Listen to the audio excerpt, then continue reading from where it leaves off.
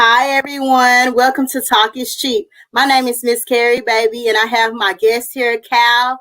He is from Australia. Yes, my first foreign guest. It's amazing. And I told him that I want to go visit his country because it's great.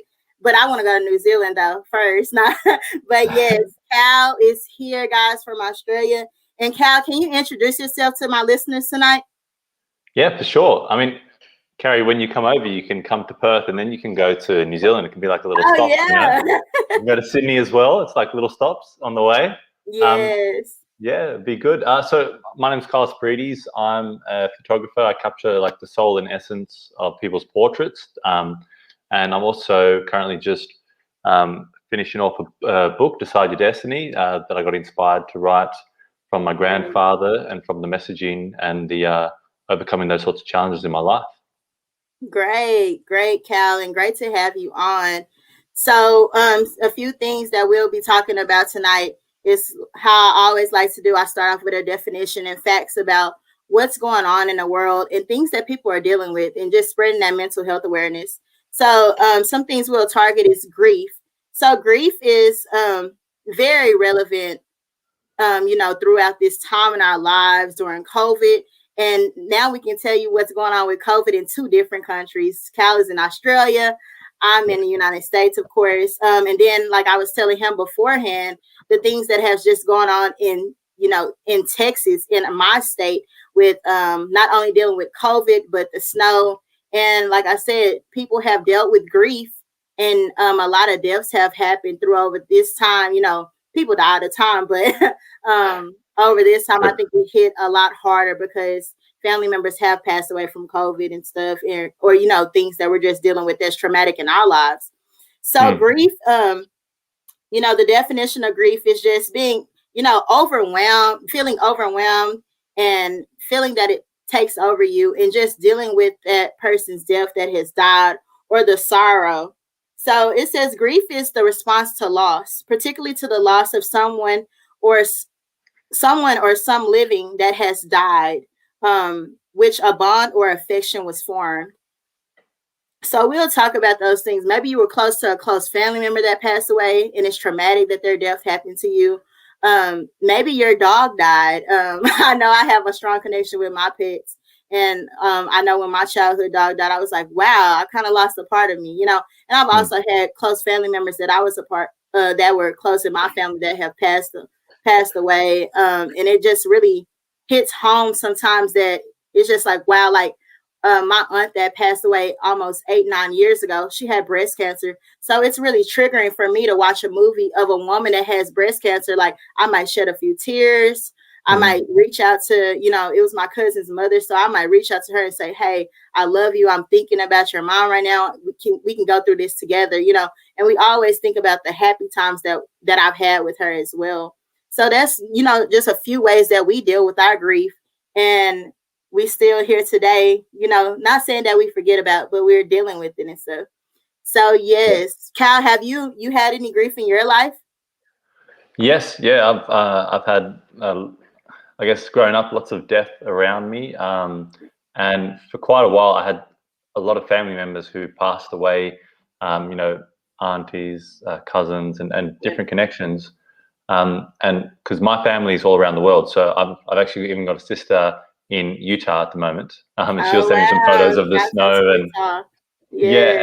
and so, but so I've had family members, when I've traveled and I've gone and seen them, and I've gone back home and my aunties passed away, or different family members, and it was so frequent and intense. I think as a kid, your mind kind of goes with it, that I thought that I was a walking curse. And I was worried that, like, whenever I met someone or caught up with someone or saw family, that one of those family members, it might be their last time, which is a ridiculous idea to have. But, you can see through emotions how you can develop these sorts of ideas. Yes, totally agree. And, like you said, when you think like, especially like you said, with family living in different countries, different states. I know I have a lot of family that's over the United States, and I also have a cousin that is about to move his family to Japan. So it's just a different change that like you said, you don't want to think about the bad thoughts or the consequences of things, but you always just think about that maybe let me treat you accordingly and treat you nice, treat you good, because maybe this could be the last time that I see you. I know I have actually traveled a lot through COVID, so a lot of my family members say, girl, be careful, or oh my God, they think it's like a crazy idea. And I'm like, ain't nothing stopping me. But I always think about that. So I'm like, I hope this plane don't go down, please. This can't be, I'm gonna live my last days. So, that just comes along, like you said, when you deal with death or traumatic experiences, that grief is real, and grieving over things and how you deal with that death has a lot to do with that. So Cal, just thinking about like you said, with griefs and deaths and things that have gone on, what is something traumatic in your life that you have experienced? Yeah, so I guess I had quite a few experiences from a young child. I had, right around my teenage years, around 14 to 16, I was kind of kicked out, and then I was, looking for a place, and I was living with my grandparents, my Australian grandparents. So that's my Australian grandfather just behind me. Okay. So no relation, So, and I always had my family in South Africa. So because I was separated from like my family in South Africa, I always looked at South Africa as like, that real rich, homey, the nostalgia, the happy place, And Yes. I didn't have a great view of Australia when I'd come home to Australia, because I'd miss all my family in South Africa. So, that's the first feelings of missing, and longing for people and longing to see people. And then obviously trying to find your place where you belong. Like I honestly, for many years, I didn't feel like I belonged in Australia. And, that's just, I think it's the different sort of family dynamics. South African family that I had there, they're very physical with their love, and they're very intense with their love. And it's not to say that my Australian family didn't love me any less. It's just not as physical, not intense, not trying to hug you as much. It's like, see you later, see you later. So it's a different level of love. And I also had a lot of hard times growing up in Australia. So it's funny how your view, like we all have so many different perspectives. I love this quote where we're all experiencing the same thing, but each of us choose how we experience it. Because I was experiencing Australia, this lovely, free, open country, safe country, comparatively to South Africa, which is a very violent country. But I was, totally experiencing Australia in a different way, and I felt sad and I felt a bit, I just didn't feel like I belonged. So that was my first experience with that. And then I found, when I was about 14, 16, I had my cousin murdered in South Africa. Wow. And I found out from, my Australian grandmother put me on the phone, and I was talking to my South African grandmother, and she kind of just let it all out. So she was very vivid with the description. Wow. She was, and I was 14 at the time, so it stuck with me, and that really affected me. And then 8 months later, my grandfather passed away in South Africa. So there was kind of like those back-to-back losses. And, before that, I didn't realize that I had so much loss in my life. Like when I was in primary school, we lost a really close friend in our primary school. And then also we lost a couple other, kids in our schools in the first few years of our high school. So it was kind of very prevalent. And, I lost aunties and cousins and family all the way through. And it was only when I was sharing my first section of my book with another book writer, and we were kind of going through the book to see how we could help each other, that she realized that she hadn't experienced loss. But, so you just don't know what your experiences are compared to someone else's experiences. Yeah, exactly. Totally agree. And so just going through the traumatic experiences young, being 14, there's a lot of things, as we get older that we go through, and the changes. Like 14, you were probably going to a new school. Like you said, you had already had a new change coming to Australia from South Africa, leaving away family, and then something traumatic happens. So dealing with all those things, how did you, deal with that loss? I know you we talked before, and you said you and your cousin are pretty close. So Yep. how did you deal with that loss? What things or resources did you find helpful? Yeah, I mean, me and my cousin, like when I was in South Africa, we were like brothers, so we did everything Wow. together. We, he was quite a few years older than me, but he would, ride me around in his car. We'd do kind of donuts in car Wow. parks, Yeah. and we'd That's climb up great. into the guard tower of the car park area, and we had a lot of fun, and so losing him was like very traumatic, and also I think he didn't get any closure because I didn't go back to South Africa. So Mm, during that time, my my resources for dealing with it were not the best. I mean, I was wow. getting into a lot of like fights inside Mm-hmm. and outside of school. I was very depressed. I was crying in my room, every night, clenching onto my stomach, just feeling empty inside. And luckily enough, I had my grandparents that I was living with, my Australian grandparents, and Mm-hmm. my grandmother knew what I was going through, and she was a counsellor for 60 years at that Mm-hmm. time. So That's every great. time every time I came through the door, so I lived in their house, and I kind of lived down. You come in the door and you turn left, and you go Yeah. past my grandfather's office. That was where he'd do his architecture, and then down the back, that was where my bed was. So I used to call it the dungeon.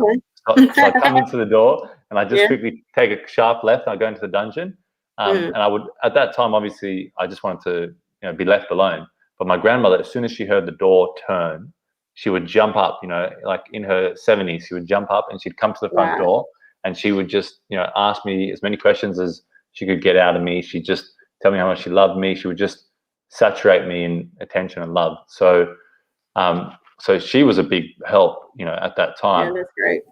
and eventually that's where I started to open up, and she took me to see a counselor, and I was able to Mm-hmm. talk through some of those things. I mean, my first experience with a counselor, I went there and I got back into the car with my grandmother. I said, what was that about? And she goes, what do you Yeah. mean? I go, well, I just spoke the whole time, like, Yeah. and I was like so confused. She's like, yeah, that's what you're supposed to do. It's someone who's, Mm-hmm. That's usually how it non-partisan. goes. Yeah, yeah, Yeah. yeah. And I was like, oh, okay. But I was just so not aware of how it goes, Yeah. Yeah. Yes, totally agree. And that's great. I always promote for counseling, just not just being a mental health professional, but it always helps. Like you said, you had a grandmother that was a counselor, so she kind of knew what to do, how to lead, to guide you and everything. She's done it for many years. But then she also saw the source and the help, the need, because a lot of family members say, well, why you just can't counsel me? Why you just can't tell me what's going on? I know you. I can't Yeah. connect with you on a different level because you're not going to talk to me about a lot of things. We can be close and we'll talk about certain things. But then it's really great to get that So true. out of your system to another perspective or a person that doesn't have any idea what you're going through, and you can seek attention, help from them and get attention from them about how to move through the different stages of grief or any loss or anything that's been traumatic in your life. So just dealing with those things, how what other traumatic things have happened in your life? I know we talked about a few things, so we've it's kind of crazy. Your story is like amazing. And then it's crazy because, a lot of span of things that had happened or occurred in your lifetime. So would Yeah. you like to share some of those things as well? Yeah, for sure. I mean, at the end of the day, the reason I do share is to, my main purpose, I think, aligning on this earth is to just see if I can help out as many people as I can. I mean, same Yes. purpose as you. And so that's the point in kind of digging in and digging out and Yeah. pulling these stories out. So for me, I was born in South Africa. I moved to Australia when I was 2, and I lived with my mother and my stepfather at the time. Yeah. And there were quite a few intense experiences from a young age, in terms of violence and family violence, and seeing quite a few things. And so one of the things that was quite an intense moment, I've still got memories of. So Wow. Yeah. it definitely affected me later on. And at the time, I would have this dream, this nightmare that on repeat, and it would be me chasing after something. So I was chasing after, say, someone. So I was trying to reach someone, but I could never get to them, and the distance kept going away. So, Wow. I'm not sure what that means. Like, your dreams can tell you a lot of things. I don't know if it was because I couldn't find my place. Yeah. But we moved from Australia to Ireland, and then I spent a bit of time in in France, and so my mum was an international model, and so she moved around the world a lot. And actually, only a few months after I was born, she left the country because she had a modeling gig, extended a contract, and I was pretty much raised in my granny's pub in South Africa. Wow. Yeah. So so my life, a lot of things I only find out later on, like through a conversation. And my granny mentioned all sorts of things that I was in the pub. I was, I would be sitting on my stool. I had my own TV, I had my own corner, and I'd be shouting, "Granny," ice cream, and so I was very, and this one lady, one weekend she came up, she's a patron, and she came up to me, she said, "You can't yell at your granny." And, I said, if I yell for my granny, she will come. And then I just went, "Granny." So I guess I was, maybe I was a very confident child, or I felt very comfortable around people. Yeah, that's always good. Yeah, but then going through those times, those harder times in your life, it kind of shuts you in more and more. And I found that I went, and then in my early 20s, after going through all those hard times, I was trying to get back to that inner child, that child that was social and bubbly and those sorts of things. But things like abuse, watching so many people pass away, and then I had some serious health issues along the way as well, and it really, and it messed me up in a lot of ways at that time. Yeah, totally agree. Like the things that, like I say, it's messed up, the things that we go through or the things that we have witnessed in life, but you always know that you made it through it and you got a long way to go. It'll be some other storms that you're going to make through as well. But then you're also here to tell your testimony, share your story, because somebody else may be going down the same path as you as well. And it's like, you can overcome. I wrote a book. I did this. I did that. So that's always great too. So when dealing with your griefs, and I know we kind of went over this, what were, I like to play a little advocate here. What were some things that you went through that were hard for you to get over? Like, how is dealing with that grief now? That was over 14, 15 years ago. We're telling our ages. But, with that being so long, how are you dealing with things now, or what is hard for you to get over? Yeah, I think as I went along, especially through my health situation, I existed, or my consciousness, my understanding of reality was less just in the physical. So it wasn't all about the physical, it was more about the soul and the spiritual and, my heart and different elements, not just focusing on the physical, material things in my life. And that's it, that's that. Yes. So feeling like, that my cousin and my grandfather were watching over me, so, nights where, some nights when it was hard, I'd just step outside and I'd look up to the sky and just look up at some stars and just be like, they're watching over me, they're wanting me to fulfill my destiny and be the greatest person I can be, and so those sorts of things, because when you don't get closure, when you can't, with my grandfather in South Africa, I was able to be a pallbearer, and there's certain things that happen when you're going through that time. Like we took his casket out of the building, and this gust of wind, it wasn't a windy day at all, this huge gust of wind just blew down the street, so that kind of gives you, someone can look at it and go, that's just a gust of wind, don't be ridiculous, Carl. But for me, I looked at it and went, look, that's my grandfather saying goodbye. So and then later on, I actually had a chance to, my Australian grandfather over there and my Australian grandfather and grandmother, they actually became my parents. So they raised me for the longest period of my life. And I actually had a chance to be there with him, holding his hand until he took his last breath. So that's a different sort of closure, but it doesn't mean it doesn't affect you. And I think because I went there, I gave a eulogy at his funeral. I was there the whole time looking after him, and I spent a lot of time.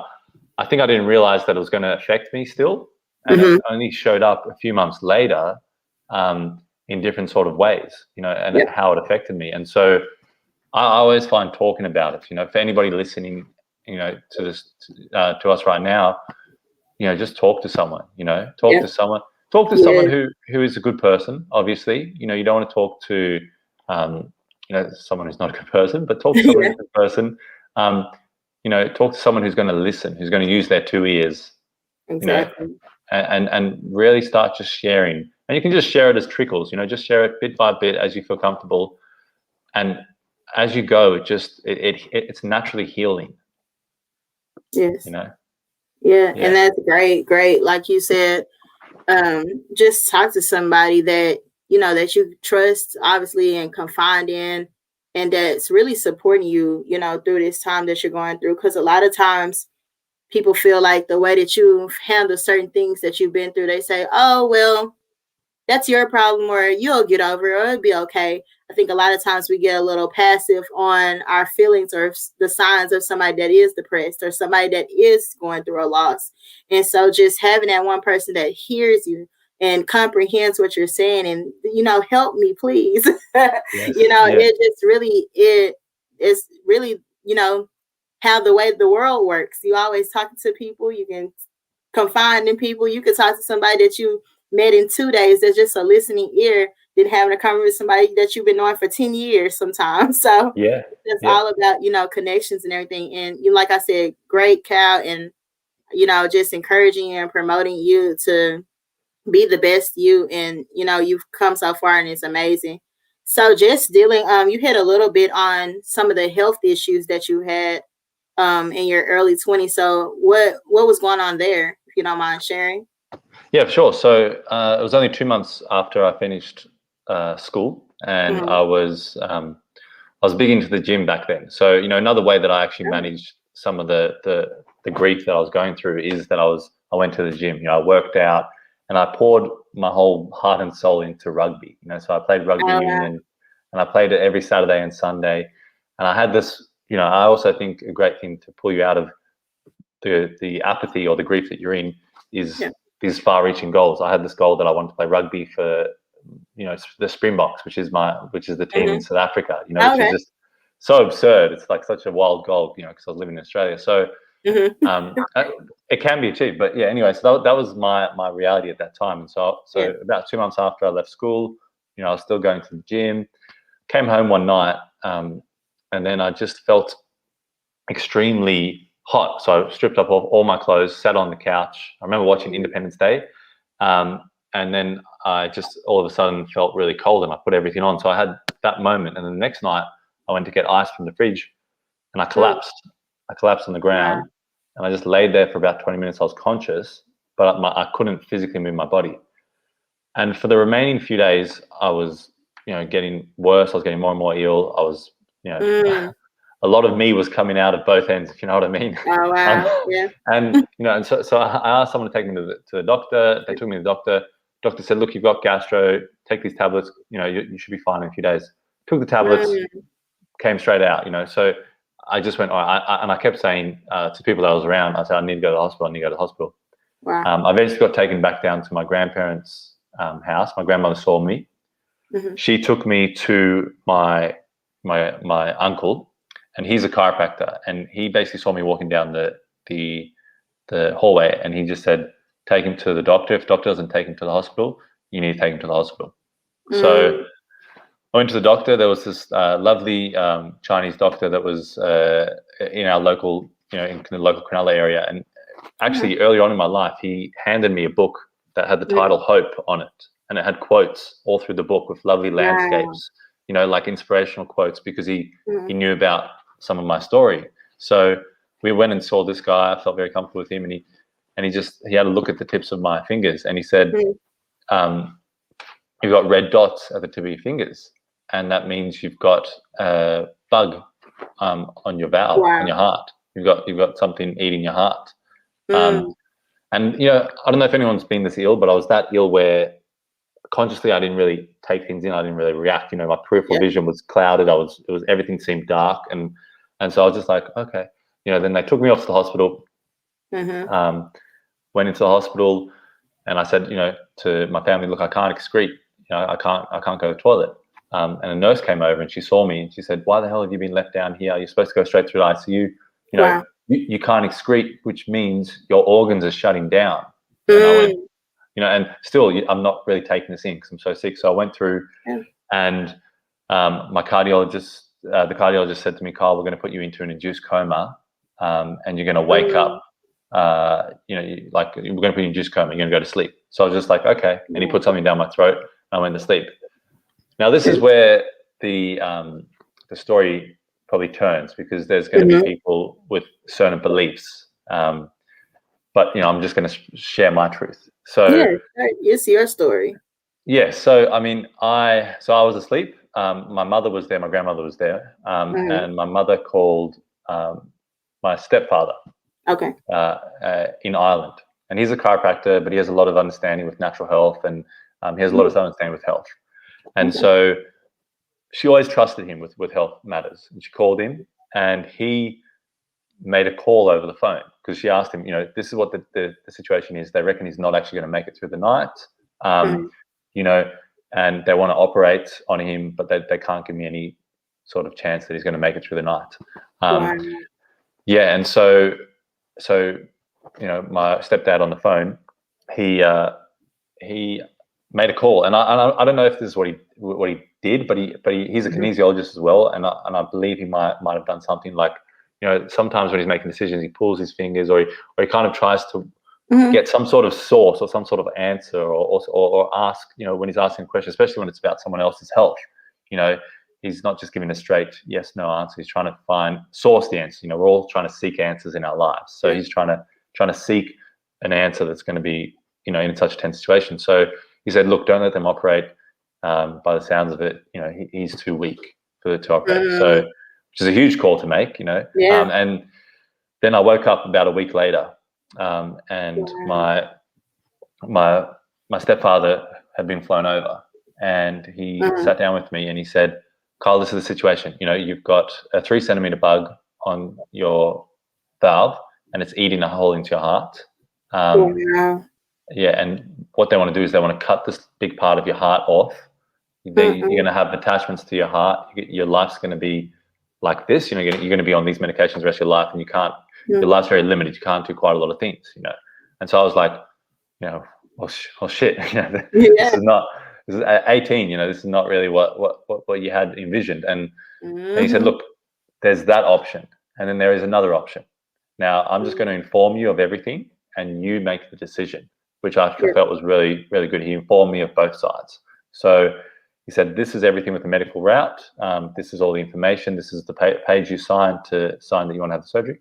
There's another option. He says, I've used this fasting diet to heal. He had a girlfriend back home, to heal like something off her body and different sort of things. So he said, what it is basically you're starving the body of any sugars and the bug of any fuel, basically. So you go on this juice fast, and you starve the body. And I was straight out of school. I was into rugby. I was, a meathead. All I knew was protein, pretty much. Yeah. So I was like, all right, look, I trust you as a man. Let's give it a go. Yeah. So and that was the deciding factor. He gave me everything, and I just went, look, I trust you. Let's give this thing a go. I have no idea how it's going to work. So I started off. He got me to write down, my favorite foods. So I was writing down triple cheeseburger. I was writing down all these things that I loved, and I was like, oh, you taking a menu order? And he said, no, I need you to sweat all this stuff out of your system, because you're going to be on a hard diet. He handed me this beetroot juice. I had a sip. Straight away, I regretted my decision. I went, this is just disgusting. And then, so he gave me juices, salads, quite a lot of things to have. So it was basically juice diet and salads. My grandmother gave me tapes, about peaks and valleys. So every night I listened to tapes, peaks and valleys, as I was in the hospital, because I was spending quite a bit of time in the hospital. And then the cardiologist came over, and he said, this is the situation. You've got this bug on your heart. You need to cut it off. So he gave us everything. And he said, are you going to do like, are we ready to go to surgery? I said, well, just give us a second. What are the other options? Like, so we were, seeking and searching for other options. Yeah. And we kept asking, we kept prying. And we eventually pried out, that we said, what does the bug have to get to until it's a non-issue? And he said, if it gets to 0.2 centimeters, that's 0.5 centimeters, then it's a non-issue. And so then me and Ward, we clapped, and went, okay, great, that's our goal. And the cardiologist kind of stormed out of there, So that was my first experience with understanding, I think when you grow up, you think every doctor's good, every policeman's good, every fireman's good, and you kind of have a I guess, maybe a naive view on the world, and you don't realize that everyone has their own motivating factors. Yeah. So I couldn't quite understand it, but the nurses were yelling at me saying, "Why am I going against Prof's decision?" They were taking my vitamins and they were saying, "We're going to put your vitamins in the bin. What do you think you're doing? Take your own health into your own hands." And so, like I said, I was totally not aware that this could be a reality. So I was like shocked, freaking out, and I was trying to heal myself at the same time. So anyway, we kept doing the juice, kept doing those sorts of things. I did visualizations over my heart. I got educated on the heart about the valves and everything, and so I could focus on what things that I was trying to send messages, mental power to heal. So I was trying all these different things. Had no idea, never believed in any of this stuff prior. Had no idea, but I was just hitting myself with everything. Yeah. 3 weeks comes around, the cardiologist comes in and he says, "All right, we're going to operate." And we said, No. What are the numbers? Give us the numbers. Give us the paperwork. What are the numbers? And he said, he kind of debated with us and he said, "I've been telling you to operate all this time and you haven't." And we just said, "Just give us the numbers." So he gave us the numbers, and the bug was at 0.2 centimeters. Wow, and that's so great. we were like, "What the hell?" I was like, "This actually works." Yeah. I was like, "This thing actually worked." Like, how the hell? And I always say, there's no truth like the truth that you experience. Exactly. And so I went through that, and then that was amazing. However, obviously, the bug had eaten part of valve, so the valve, my heart was leaking blood. So I went through the rest of the weeks of the hospital, and then I left, and I was pushed out in a wheelchair. And I made this friend with this Somalian register, and me and him got along great. We were like best buddies. And he came to me right towards the end, and he grabbed my shoulder as I was leaving. I said, "Oh, hey mate, I'm going now. Like, it's been nice knowing you. Like, I'll see you later." And he said, "Oh no, I'm just here to deliver a message." And I went, "Okay." He said, "Prof wants you to know that you're going to die within 2 months. Your lungs are going to be full of blood, and you're going to choke to death on your sleep." And so I was just like, and I just cried. I was just like friggin'. And you're just like, what? Yeah, and I was like, so I said to the person pushing me in the wheelchair, "Just get me out of here. Just get me out of here. I want to get out of here." And then for about a year, I was contacting people in Germany to see what stem cell research had in, what the technology had in terms of healing heart valves. I was trying everything, and I was going to a new cardiologist. Yeah. And every 3 months, this new cardiologist, I would go, and I told him about my experience with my old cardiologist in the hospital, and he said, "I play golf with that guy on the weekends. I don't want to hear anything." My family started to arc up. They started to say, "No, this is," and I said, "Everyone out of the room." And I said, "I need to have one person on my side. I don't care. I just need to start having someone." And so I told him my story that I healed. And he said, "Look, I don't believe it." And I went, "Okay." Whatever. What's the strategy? Because I really don't want to have this metal attachment onto my heart. He said, "Look, there is a chance of a repair," which I hadn't heard before. And he said, "There's a chance that we can actually repair your heart valve, but right now it's at 70%. So I went, shit. So I went back. I kept trying to heal myself. I was doing slow exercise like swimming in pool. I was still eating very healthy. And I went back 3 months later, and he said, "Look, your heart has actually, the size has gone down, and there's probably now a 50% chance of repairing it." Wow. So I kept trying to heal myself naturally, kept trying to do everything. And then I went back about 4 months later, and he said, "Look, your heart's really shrunk down to normal size," because he believes that it was inflamed, obviously from the bug and everything. So he said, "Shrunk down." He said, there's about a 60-70% chance you can repair your valve." So I called my stepfather in Ireland, and I said, "What do we do?" And he said, "What do you feel like doing?" I went, "Look, I think I'm going to have the surgery." So I went in, and at the time, some family members were acting up, were losing it, were quite emotional, and I had to kind of cut and select, like a sports team, and basically go, "My grandparents, you're the ones that are coming with me. No one else is to know. You're going." And in the lead up to the surgery, because it's open heart surgery, it's pretty full on. So I was playing, I was playing like video game with my friend the night before, and then I left, to go home, and he said, "Oh, don't you have that thing tomorrow?" And I went, yeah, I'll see you later. I shut the door because I just didn't want to. I wanted everything to remain normal going in. I wanted to give myself and it the can best be very opportunity. emotional as well. Like you said, people's emotions are already high. You're already thinking things, and Yeah, You never exactly. even know. So it's just like, I don't need that negativity. Like, they're not even trying to be negative, but at the same time, it comes off that kind of way because you're like, I'm already thinking about a lot. My life is literally on the line here. Yeah, exactly. And I just Yes. didn't want to open it up. And I had like a week before with a family member who, Wow. who was drinking heavily and um, Mm, kind of yelling at me, abusing me, and had, you mm. know, was thinking that I was on, convinced her, herself in her head that I was on heavy drugs. You got to get Wow. them, got off the heavy drugs before you go. And I was like, Wow. I'm not doing anything. And but she like, she was quite like violent to someone else, and then she was obviously not Mm. dealing with everything well at all. So I had to Yeah. kind of just cut. And so I went in. My grandparents took me in. They pushed me on. The anaesthetist saw me, and I took the shirt off, and then they Mhm. saw bruises on my body, and they said, Mm. "What's with all these bruises?" And what it was is Mhm. in my desire to act normal and pretend like life was normal. Yeah. A couple of weeks earlier, I went and played paintball with some Oh, friends, boy. and so the anaesthetist was like, "What do you like? You're just, what are Yeah. you doing, mate?" So I was like, Mhm. I chuckled, and then they put me to sleep, and then they did the surgery. So they basically cut down your chest, they crack your sternum open, then they take your heart out Wow. of your chest. You're pretty much Wow. dead for about 5 hours. They cut into your heart, um, and then they do what they have to do. So I woke up Mhm. and I was screaming. I was screaming. I was going, repair or replacement, repair or replacement. I don't Wow. remember doing this, but someone was telling me, like, so that was Yeah. how that was on my mind. I was literally waking up screaming, and someone grabbed my hand and said it was a repair. It was a repair, Kyle. And so I was, Wow. I was in the middle of ICU and I was swearing. I was going nuts, Yeah. you know.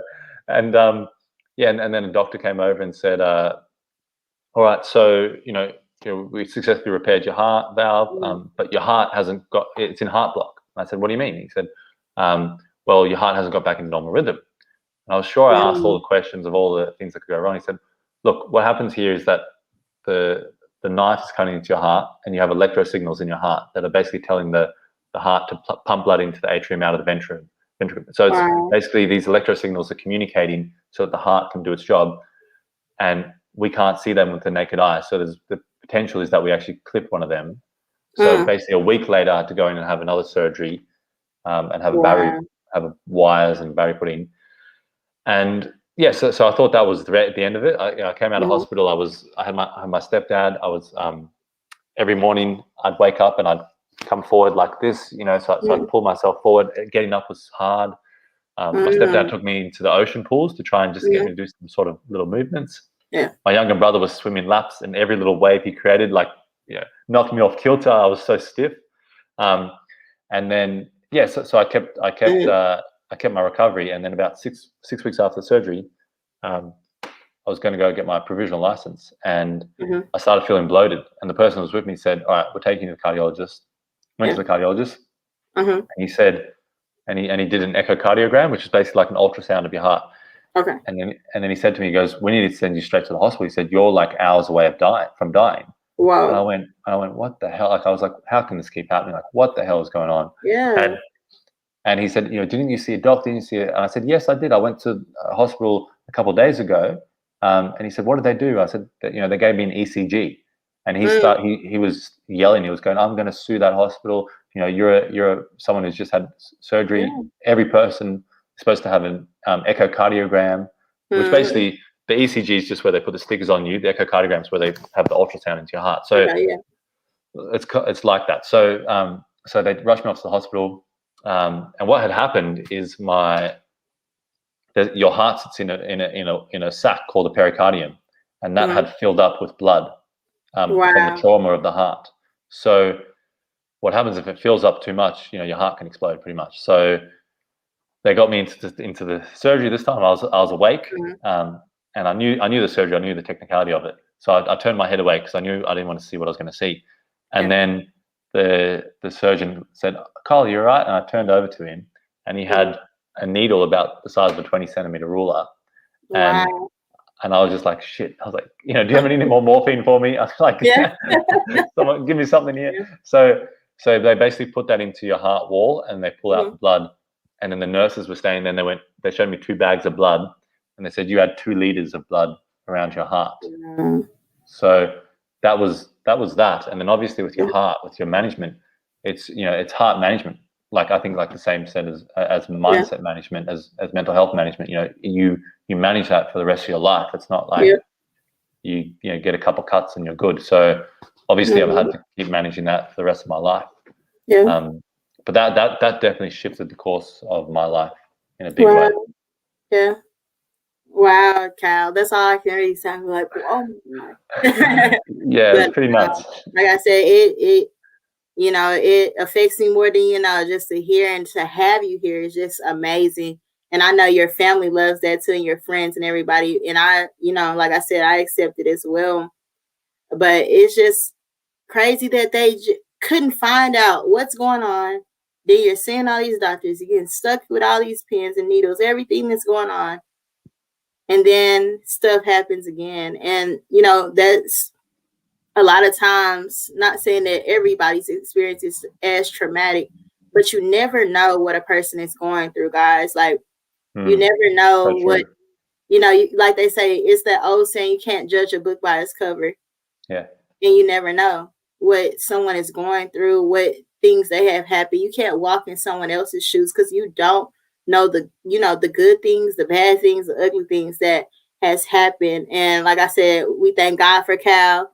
Thank you, I'm glad he's here telling his story, and helping others. Not saying that things didn't get bad, not saying that he wasn't depressed in his state, but just being here to tell his story is a blessing within itself.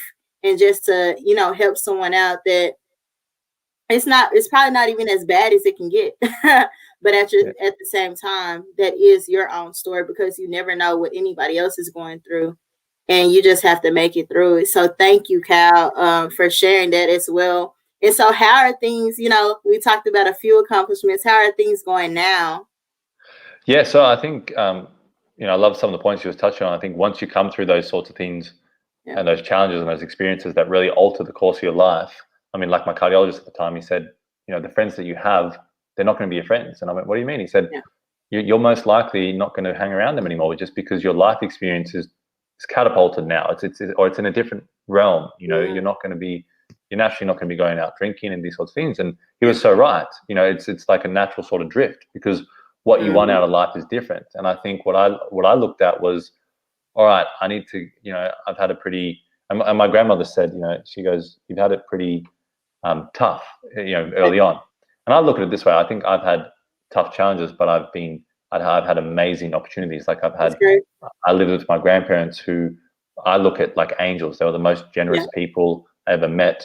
They had over 150 people live with them. They had, Chinese exchange students. They had Aboriginal people from the country. They had different family members from overseas. So they were very generous, and they had amazing hearts, and they really got me through. And so that's a big part of what I'm doing now with my life is taking that and seeing what I can make my life out of, and kind of getting stuck into it now, getting stuck into my life, getting stuck into what my true purpose is, because that's what I'm, through the last year, 2020 and 2021. I mean, that's what I've been sitting down with myself and just asking, what's my purpose on this earth? Because I really want to fulfill that, and I want to be fulfilling that right now. So, yeah. So I mean, I had the experience of the coronavirus hitting Australian shores, and so I had family members saying, aren't you worried, because of your condition, and I just took it in a different way. I just went, I'm going to go and build my immune system. I'm going to be as fit as I was when I was playing rugby. So I went running every morning, and I was doing meditating, I was doing juicing, I was doing everything I could, and I was just like really focused because I had an echocardiogram and an appointment with a cardiologist because every so often I have that, and I hadn't moved any of my numbers, so my health numbers, and one of the numbers to measure the health of a heart is called your ejection fraction, and it basically means how well your heart pumps. That's basically the term of it. So because my heart valve had been eaten away and they repaired it, obviously it wasn't repaired fully like how I was born, so it wasn't closing. Obviously it's leaking, different sort of things. So, you have to manage your heart the whole way through. So my ejection fraction was around 35%. If it gets around 20% and below, it's pretty hit and miss. Those people can't really fly. Around 15%, you could die like at any moment. Like it gets pretty bad, because your heart's just not functioning. So, and normal people's heart ejection fraction is around 55 to 65. So I did what I did when I first healed myself naturally is I focused on that number. I went 35%. Let me shift that number. Since 2011 when I first got sick, I haven't shifted that number. That number has not changed. All these numbers haven't changed. So I just focus on it. And I went back in 4 months' time, and the electrosurgeon that I saw, he wanted to do a few other procedures on me and different sort of things, and he had different medications in mind. And he looked at my numbers and he said, I don't understand, but one, your heart is in AF, which is atrial fibrillation, it's beating our rhythm, and it's actually enjoying it. It's gotten stronger, and usually that's only 5% of people just post-surgery, but this is a while after surgery. And he said, also, your ejection fraction has come up to 49%, when it was around 35 that whole time. So he was literally sitting there gobsmacked, and I look at, because I had to think about success, and I think a lot of my success has been in my health, because that's been my challenges. So I think a lot of your success can be what you're overcoming, and that was something that when it's your health, like or something like that, it means something so personal to you. And it's the same thing. If you're so depressed that you can't get out of the house, for 2 whole days, and then on that 3rd day you go for a walk, and you're achieving levels of success for your own health, and you feel good, because it's something to do with yourself and what you're creating. So for me, looking into my heart and seeing what I could really pull out, really was the success. Along with that, my business, I was growing my business.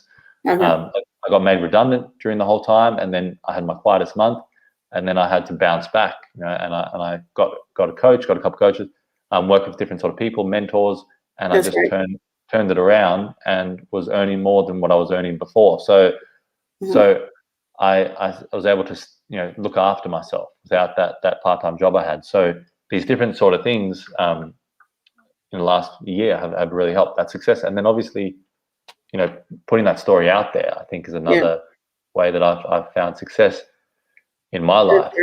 That's amazing.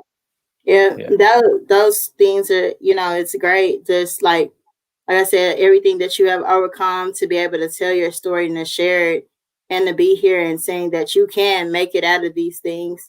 And that's what we want, a lot of people to do. Not saying that grief isn't hard, not saying that you're not going to go through traumatic experiences, but know that you can make it out and, be your better self and find find yourself, find your passion, do things that are helping you. And like we usually say, turn your darkness into daylight and do something amazing with that as well. So that's great. Love that. So just wrapping out, how is COVID out there? Tell us about Australia COVID. Well, Australia is pretty good. There's like little hotspots around the place, but we had one case a week ago, and then the whole place was locked down, and masks were on for about a week for most people, and then we kind of came out of it. So Australia's been pretty good the whole way through. We've been pretty lucky, I've got to say, in terms of that. However, because of there's multiple issues that are happening, so under that virus umbrella, you've got businesses closing, you've got marriages breaking apart, you've got lots of different things going on. So we've always had, I think Australia's always had a high percentage of suicide, especially amongst males. Wow. In terms of the population, and speaking to people that are on those hotline, working in those hotline companies to help people out, they've been flat out. They're looking for help everywhere they can, and I think the suicide numbers have really increased, and that's sort of the reaction to everything has really impacted a lot of people. Because people's lives are totally turned upside down, and you just don't know how stable that person was before their life got turned upside down. You know what I'm saying? Wow. So Yeah. out of that, there's been amazing groups. There's been online groups. There's one called the Victorian Brotherhood. Different sort of groups that have come out where men are getting on and they're talking about their issues and they're chatting for a couple of hours every night and talking about the things that they're going through. So that's something that's really positive, because that's the kind of I guess in a way that's the kind of pandemic that I think countries like Australia, New Zealand face. Surprisingly, the lovely countries, but depression and suicide rates are alarming. Or higher. Yeah. Yeah. Totally agree. Yeah. Totally agree. And the same thing here. In the United States, our numbers have not changed too much. And then we having our peak times. And then we also having some finance issues as well. So it's just kind of, in the midst of everything that's going on with people, dying or things that's going on in their families, it's like, how do we make it through this? It can be kind of confusing at times, but we hope for change and hope things to get better for, both countries. And things start to come together as well. But yes, well, great. Like we said, it's light at the end of the tunnel. And it's totally. I mean, for you guys as well. It's also state by state, and also here, one of our states was really battered for a long time. Locked down for a long, long time. So their light at the end of the tunnel looked a lot different to us. We've been so fortunate, so lucky, because we're such a spread out sort of. Well, I think Perth's the most spread out city in the world. Do you know what I mean? So we've been so lucky, and each person is trying to look for the light at the end of the tunnel, and that's probably one of the hardest things. Like all the stories that we're talking about, and depression and grief, is looking for that light at the end of the tunnel. Because when you're there, whether you're in hospital, whatever it is with your heart, with family issues, whatever it is, when you think that there's no light at the end of the tunnel, that's when the pain becomes nearly too much, and you don't want to experience pain anymore. But I think it's always important to believe that there is going to be a light in the tunnel, and whether you have faith in God, whether you have faith in whatever it is, whatever your past family members, that's why I believe faith is so important. Yes, totally agree. So totally agree. That's great. So great. Thank you, Kyle, for coming to Talk is Cheap, None Cuts, None Censored. We're happy to have you. Listeners, please listen to Kyle's story. It's, amazing the things that, one has gone through, but they have, like we said, we see the light at the end of the tunnel and have made it a better experience than what it was or what we have gone through. And because you have overcame that experience as well. So just reading off a few comments. We had Genesis here tonight. Shouts out to you. She said, "Hey, Miss Carrie, baby. Hey, girl. Thank you for tuning in." And she said, "Such a relevant topic. It's so important to talk about grief, and we all deal with it differently." Yes, totally agree. And then we have Dee Dee here. Dee Dee was here in the beginning of Cal's story, so she put a sad face. And hey, then she said, "It was so sweet." Yeah, the things that people have gone through, like we said, it started out something rough. Something that was like unusual or not a lot of things that people have gone through. But now, you have overcome those things and you have a life to live, and it's, you're on and better, moving on and better to like great things. So that's great. Thank you, Kyle. Any last remarks for the listeners? I think last remark would be we're all, like I said, we're all experiencing the same thing, but each of us choose how we experience it. But I think what happens a lot of times is when you're going through these hard things, and I know, I definitely did this. You really think it's like you alone.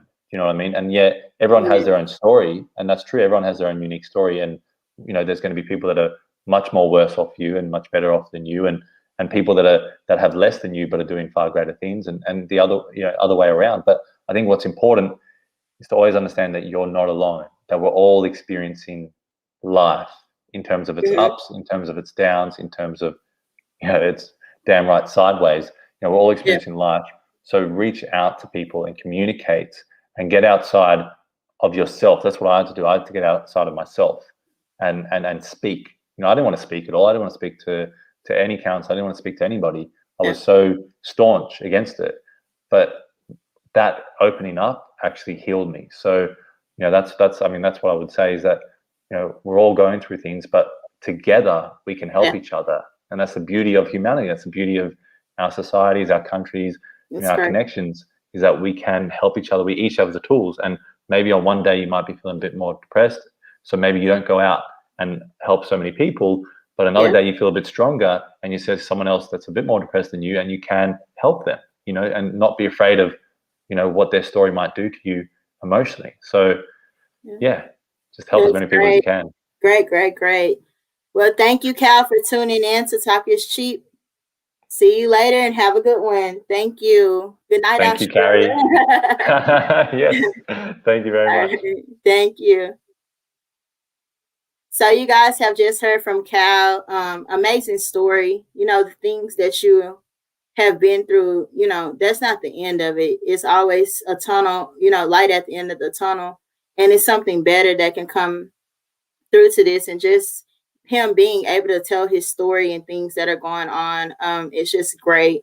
So you guys, thank you for tuning in. We're discussing grief and traumatic experiences, and just being here for one another, and find that person that you can confide in, that will support you through those hard times and those trials that you're going through. But always remember, like we said, there's something better out there for you, and there's something better for you to grow. So thank you for tuning in. Talk is cheap, no cuts, no censors. I am your host, Miss Carrie, baby. Thank you. Good night, guys.